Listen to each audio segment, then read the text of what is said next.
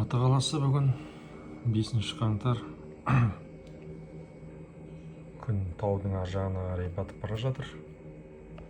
Алматыда күн неге тез батады десем осылай екен. Осылай жемедеп таудың ар жағына батып кетеді.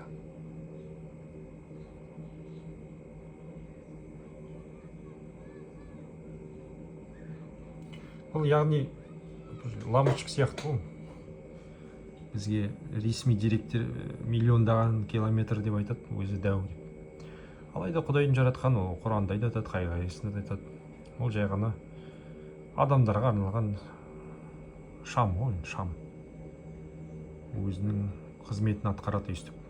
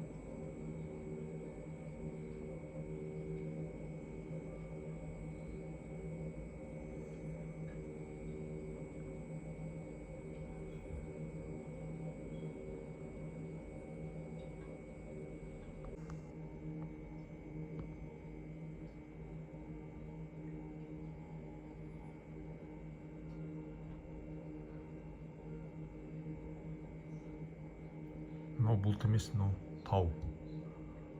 Таудың ар жағына ақырын батып бара жатыр.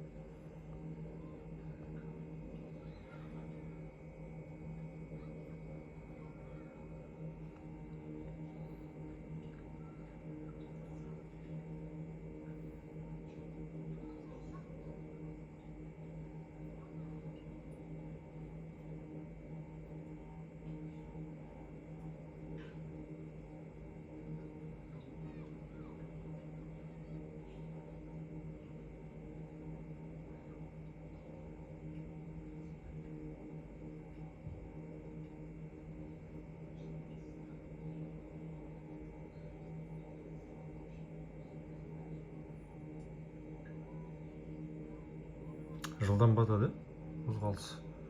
Батып бара жатқанда қатты білінеді.